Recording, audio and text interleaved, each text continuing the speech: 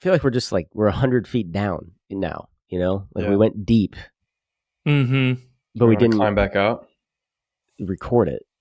Just stay down here. Yeah, in the depths. uh-huh. How do we get out of this hole? How do we get out of the depths? Say something deep, Mets. LaCroix reminds me of the cross. How about that? Isn't that amazing that anything can remind us of the cross? Isn't that deep? I was gonna suggest that we play some tunage for the listeners. I don't know if I think it didn't come through last time. Did you play it last time? I feel like I did, but it doesn't make sense that it would be audible to us and not to the listener. Man, oh man, I really hope that the listeners can hear this. Yeah. Whew. It's a very groovy beat. Just some of the groovy stuff we're doing over here at Three Dogs North. Yeah. Where can people find you? Nice. Well, what's going on, guys? Good Sundays? Great Sundays. Outstanding Sunday so far. I don't know that there's anything to talk about with it, but I told you guys beforehand, we're digging out some of the college students and focused missionaries. We're digging out some old dugouts on church property here that our best guess is they're from like the 1950s. And so they're totally overgrown, but the dugouts are still in there. And it's pretty fun. It's pretty exciting. Like the old being used again. It's becoming new. Did you find the dugouts just like in a nature walk or something? And these aren't dugouts in the literal sense. Like when you said that first that you dug them out, I thought you were digging No, good distinction. They're like backstops with benches. There's the original backstop, and then when I say dugouts, in a sense, they'd just be like a lean-to type roof with like benches underneath, just like classic Americana era. I think the church literally let the city use their land to like have a baseball field before they built the park and the ball diamonds in town and stuff. So like we found the old like water fountains and that are in ruins now. Actually, my dad and I had found those a couple months ago. We walked back there and kind of started to map out like how we could get them dug out. Wow. And everything. So did you have chainsaws and tools and stuff? Yeah, just like loppers, and I have a gas-powered chainsaw, but we just actually used a battery-powered one. There's a couple big trees we're going to try to take down in the next couple of weeks, but all the other stuff, it's just like hedge, more so than big trees.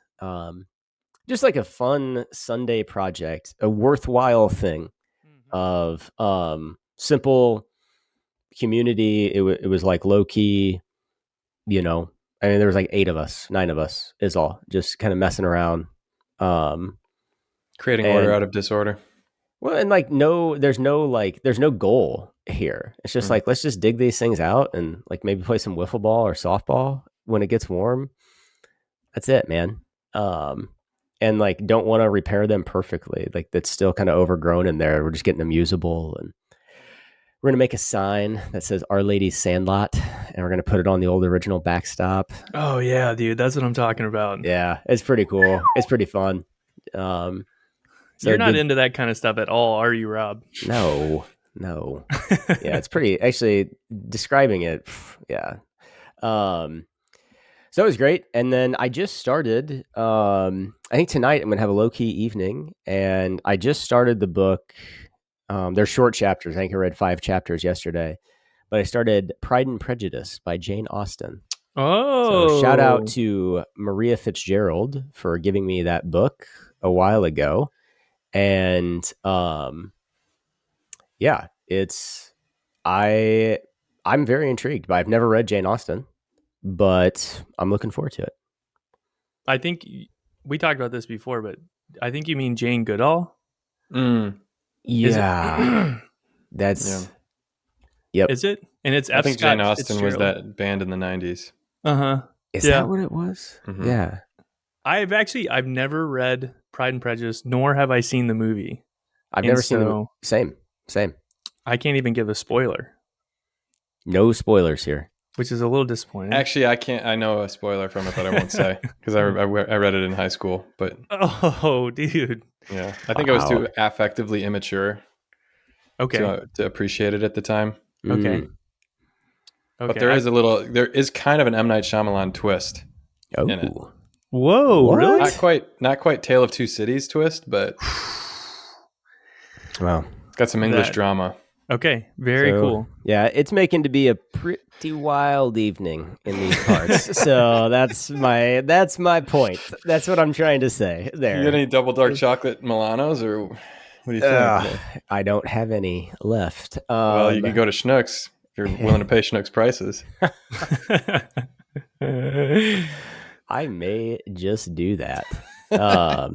So anyway, I did a talk at the Faith, Hope, and Charities Men's Lenten Breakfast yesterday with a new listener, John Iberly, who's a now friend of the podcast, friend of the Newman Center, friend of my family from way back.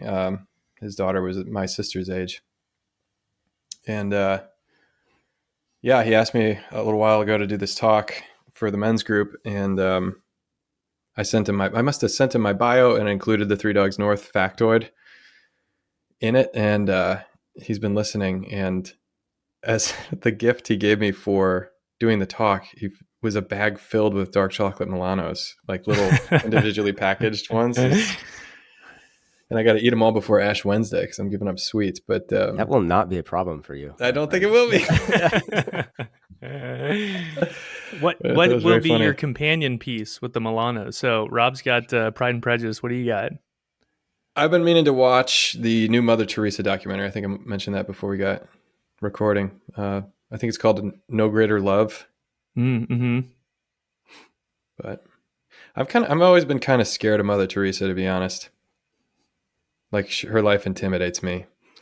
Like just her, like she could beat you up or that, but also I'll give you an example. Yesterday I was in the grocery store and I was wearing my clerics with the collar clipped. So very clearly a priest, except my beard is starting to cover a little bit my collar. Doing some grocery shopping and it was a busy time. It was like afternoon on a Saturday. And, I was doing the self-checkout and I heard this guy yell as people who maybe struggle with mental health or addiction kind of yell in public places in a way that where you're just like, ooh, this guy's, it's just not a good, you're in a city situation. This is why they have security guards. Like I just got the vibe, like my heart reacted like, ooh. And I just had a sense he's going to see me. It almost felt like he was yelling at me, although I think he was yelling for help from the staff or something like that. And sure enough, so my anxiety level went up. And but anyways, then I had my bags of groceries and stuff, and I started walking out. And as I'm walking, I heard, "Hey, Father! Hey, Father!" And when a homeless person does this, it could just, for me, it makes me react interiorly. Like I don't want to be lied to. I don't want to be used. I don't want to have my priesthood used as a weapon against me, that now I have to be stuck in this person's kind of world for a little bit. And I don't know, it always makes me feel this like tinge of guilt and shame. So like I'm not willing to stop. I don't want to stop and get caught in your crap, and fortunately I turned and at first I was resistant. I'm like, hey man, I'm in a hurry. And he kind of, the other thing is like, there's an anger to it, like you're yelling at me in a way that's really not kind. Like, it's like you're using the name Father to pull me like a dog on a chain.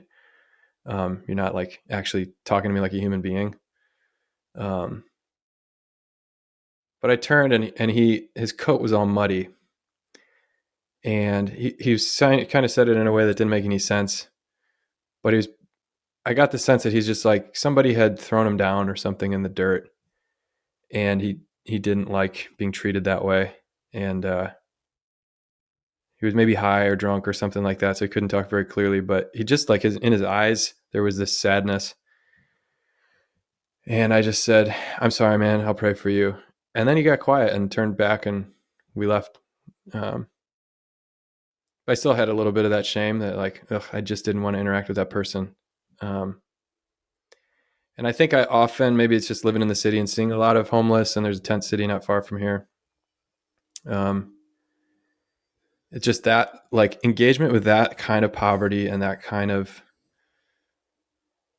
cross section of humanity, the truly untouchable, people just don't want to be around or would rather pretend they aren't there. It just seems like Mother Teresa so radically went to them, and was willing to be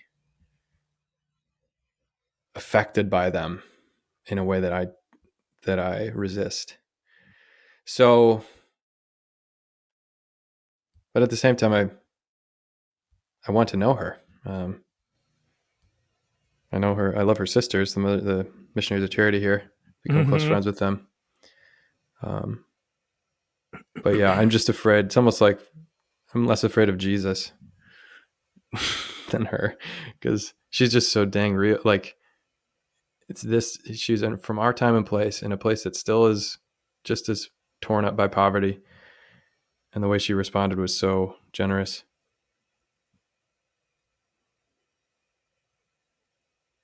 But I also think it's interesting that she take her name from Teresa of Lisieux. Mm-hmm. I talked about that with PSR this morning, actually. Talk more about it right now on 3DN. I think that's it. I mean, I think that because she took her name from Therese. And it's something, I can't remember even the whole story of why it's Teresa and not Therese, like why she chose Teresa. But it's not Teresa of Avila. I think it was specifically Therese that she took her name after. Mm-hmm. And just the notion of the little way. But yeah. I don't want to derail what you're saying. I'm just curious, and not that this is spiritual direction or anything like that, but I'm just curious, like, yeah, because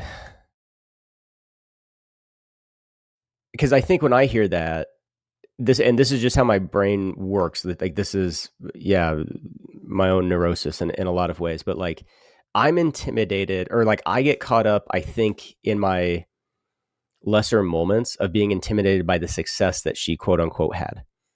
Like that's what I'll get caught up in thinking of. You know what I mean? So I'm curious of like, hey, when you say that, Rob, what do you mean by that? No, I don't mean like, probably intimidated is not the right word of well, more the successes. What's that? But more like her successes. Like what exactly? What are you thinking of? I mean, just like, honestly, just like the fame that she had, the growth of the order that she had. You know what I mean? Everything like that. I just get, and so yeah, intimidated. It's not the right word. I'm having trouble maybe articulating what I'm actually trying to say. Like it's kind of like how I relate to her in some way of like my brain, again, in my lesser moments, I'll get caught up in like, is this growing, or worry about numbers or things like that. Gotcha. And I'll believe the lie. Well, like if I was as holy as Mother Teresa, things would grow or like good things would happen. That's what I'm trying to say there. And so, anyway, like I did not mean to derail. I don't know if that hits at all anything in you, Bisque. I'm just curious of like, in a sense, I'm asking you, what is it that intimidates you about her? That's a very long roundabout way of asking that. I think there's certain things that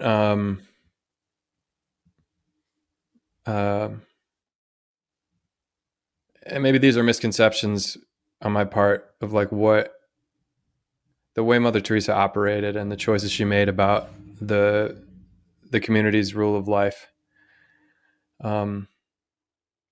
Like I don't know if this is the case, but my understanding is that they want to be poor like the poor, and the poor don't have access to higher education or musical instrument lessons and stuff. So like sisters who love to do those things, or have talents or intelligences to go on for further studies, or that's what I've heard, stuff like that they're they just kind of like leave that stuff behind and they completely radically give themselves to Christ and in this poverty. in such solidarity with the truly poor. Now already, like I'm thinking of, I say mass with the Missionaries of Charity Contemplatives here in Pilsen, and the superior of their community plays the organ. So clearly, there's they still do engage their talents and their gifts and things that are not just like purely practical for the success of their ministry, but still, it just seems like why I take some comfort in the fact that Mother Teresa took her name from Saint Therese is that she's just an artist. She's not trying to solve world hunger. On the contrary, she's like the saint of the exact opposite direction of like practical success. She simply wants to be a beautiful flower for God, to please Jesus, and not be world famous.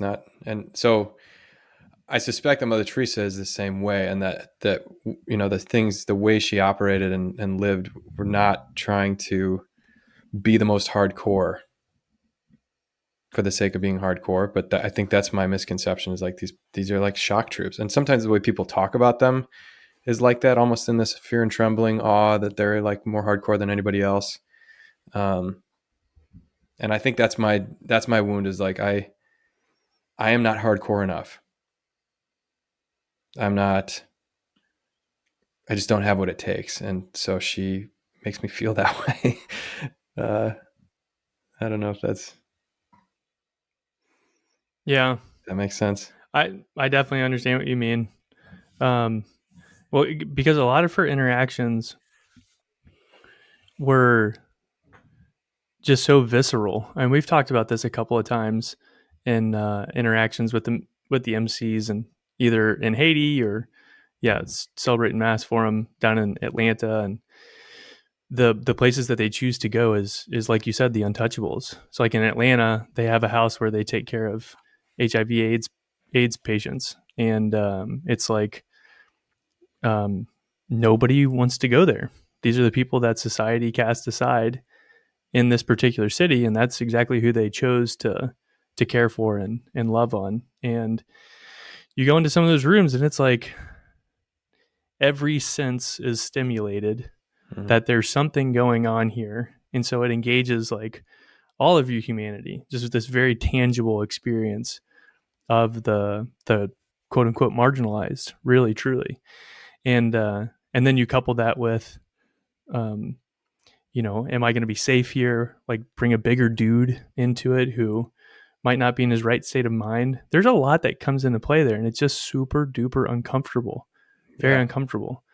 And I think what she does is she's just able to enter into that discomfort in this really remarkable way that can be really scary.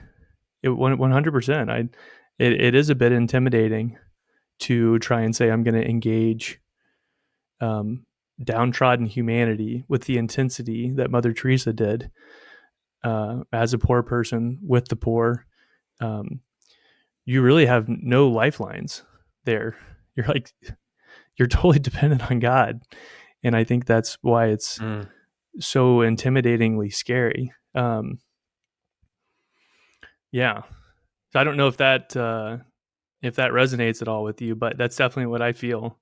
And especially with like aggressive, I mean, I've had a couple of encounters down in Atlanta and even in Chicago, helping with the Franciscans up there. Like large aggressive males. It's totally shocking, and it's a pretty terrifying thing. And I'm a big guy, and it still like sets off the alarms. But to allow people to give them permission to, in a sense, like violate what would be a normal boundary, violate what would be a normal space for any other human being. Like the way that you're interacting with that person is not the norm. It would actually be considered pretty taboo and a violation of people's personal boundaries. But she seemed to be almost inviting of it, which that does intimidate me a lot. That's I don't know how she does it. I mean, I do theoretically, but like internally, there's a lot of discomfort that you have to. There's a phrase in wrestling that my siblings will use. They say, "Get comfortable being uncomfortable," and so you got to like wrestle in all these weird positions. And if you aren't used to being uncomfortable, then you want to scramble out of it really quick, and it'll actually get you in a worse position where you can get pinned and somebody can score points on you. So you have to get comfortable being in really uncomfortable, like contorted situations there. And I'm not good at that. I want to de-scramble and make myself comfortable as quickly as possible. So that does intimidate me. Same. Well, Yeah. Concur. the word comfort is interesting because I was thinking about that recently with the Mother Mary Frances book I read about the Beatitudes. Blessed are those who mourn, for they will be comforted. She talks about the root comfortare or fortire is like to be strong with. And basically what Jesus is saying there is that you won't be alone in your grief, and so that you will have the strength to suffer. That's what it means to be comforted, is given the strength in communion to suffer well, to drink in the cup of suffering instead of wallowing self-pity or trying to escape the suffering. Like you can truly mourn, you can truly feel sorrow, but not be overcome by it. And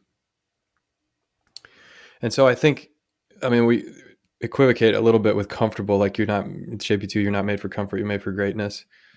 The kind of comfort we're talking about, like in modern Western society, is like the complete absence of suffering or even boredom, like constantly medicating our existential solitude, never actually entering into communion, but just more and more solipsistic pleasures or distractions.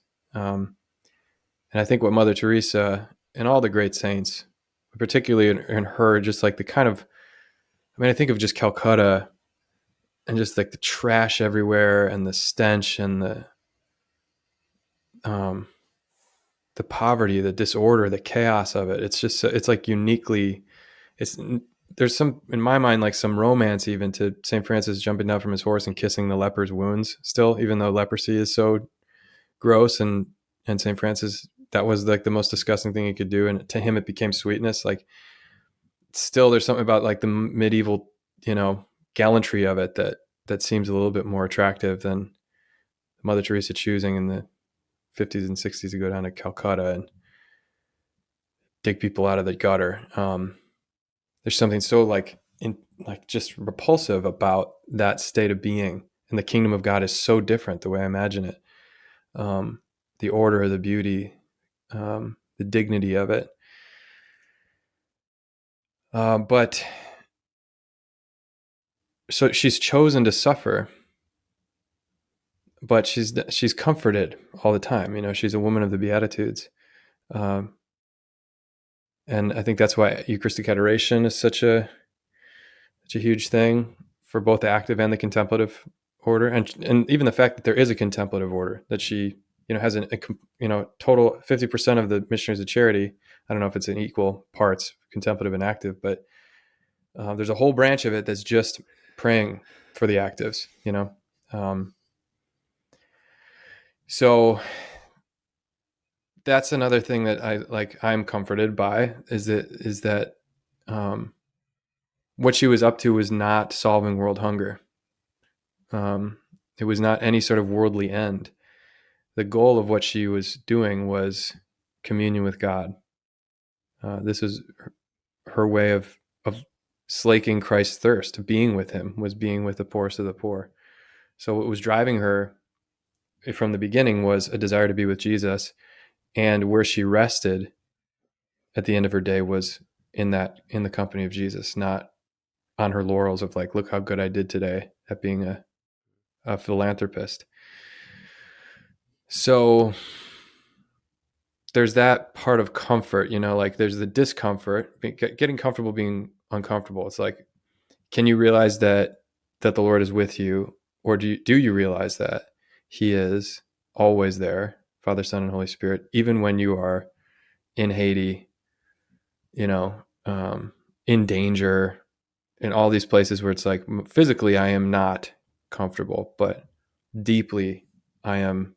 And of course, we know Mother Teresa didn't even have that comfort, like spiritually, because she was in darkness for so long. But um, somewhere deep down, she was in communion with Jesus, like deeper than basically anyone else on earth. Yeah, and Even it's though, interesting. I mean, she's not all every sister is the same. They're all unique and like they're awesome. All the MCs. So I'm talking about specifically MCs now. And you know, I kind of asked the question. It's like, and I don't think this is the right question. That's kind of why I want to caveat it. But um, I think there's more to Mother Teresa, and I don't know exactly what it is, but that then we're able to articulate because I've never met her personally, but I do feel like there's a part of me that would be afraid to tell her about like my interior life or something because she'd be like, hmm, "Come on, dude, are you kidding me? Like you're a priest." And but the deal is, I know I'm pretty sure that's not true. And Yeah. Go ahead. Go ahead. well, and all the MCs that I've ever spent time with are so encouraging and hmm, joyful and grateful, and like for the most part very personable. But they are not they're not spiritually intimidating. They're very spiritually disarming. And so it's like, well, there's also another component to Mother Teresa there, and I do think she was particularly firm with her own sisters, and that was out of probably duty and responsibility that she felt obliged to found this order in a specific way, and they are stern. There's absolutely some firmness, a lot of firmness there. But like, what do you think Mother Teresa would say to you? I guess is the question. It's not the best question because you can't. I don't want to read her mind, but like, and I haven't even watched the movie yet. I think we're missing a part of her. You know? Yeah, definitely. Well, I think yeah, that's I like that. That's very good words on my experience with the MCs as well. Of like, it's actually there very little is intimidating, but disarming is Mm, much more accurate. Um, yeah, I've never really thought about this, but it's interesting how pretty quickly, like in pretty short order, the different MCs that I've visited, like how quickly you feel at home with them, like by their welcome and by their joy. Um, but I was thinking of in that, like just the thought of I don't know how I would word that question either, but you know, what lie kind of infiltrates us to think that the experience of meeting Mother Teresa would be intimidating, you know, mm-hmm. because there's got to be something there. I thought years ago I watched a YouTube video of some reporter interviewing her, and she just made him take out his hand on like his five fingers, and she was presenting the gospel to him, and it was just you did it to me, Hmm. like, and just like that. Is that even five? You did it to me. Yeah. And like that was the gospel in her mind, and she was like super at ease and joyful and yeah, like disarming. It's just interesting, like that video. I think of her in watching her with that guy. Disarming would be way closer Hmm. than intimidating. Right. Yeah, and I mean, stuff I've read of what she said when she came to the West was, that our spiritual poverty was deeper than the physical poverty that she was encountering, and that's. I mean, you guys is reporting of your experience in Haiti. I was in El Salvador for a while. When you actually encounter quote real poverty, not having money or connections, you often find a spiritual richness that um, is like new. You're not really used to seeing, like the kind of spontaneous generosity and bending to reality in very flexible and creative ways that make life more charming and more spontaneous and interesting than our kind of mundane. Like we can just control our own destiny so much that our lives become so uncreative and mundane. Um, so I think what she would say to me, I suspect, would be some encouragement to love the college kids more, or just to give them Jesus in a fatherly and loving way. I've thought about that somewhat in different conversations I've had with different people, who I suspect won't understand the priesthood or whatever. They maybe our family or whoever, just like, oh, what are you up to? You like your assignment? And describing like what it means to be a Newman chaplain. And sometimes the patterns of speech I can fall into about my life and my work and the people I serve can become this pragmatic, cold, loveless stuff. Like, I'm just a counselor helping young people make good decisions. And that's not what I am. I truly love these kids, and what I love about this assignment is that I find them easy to love. These particular ones, that God has given me. And so I'm not called to go to Calcutta, that and love these abstract people who are, would be more meritorious for me to go serve. It's the circumstances I find myself in. That's God's will for me. And that's what she would want me to do. I suspect you were right. And Rob, it's a cool question. Maybe what lie is kind of snuck in there that would, that would make us think Mother Teresa would show up and just spiritually embarrass barrage.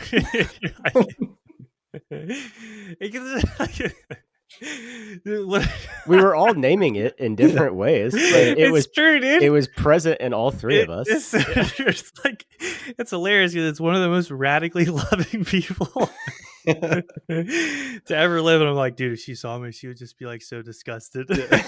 She would hate me.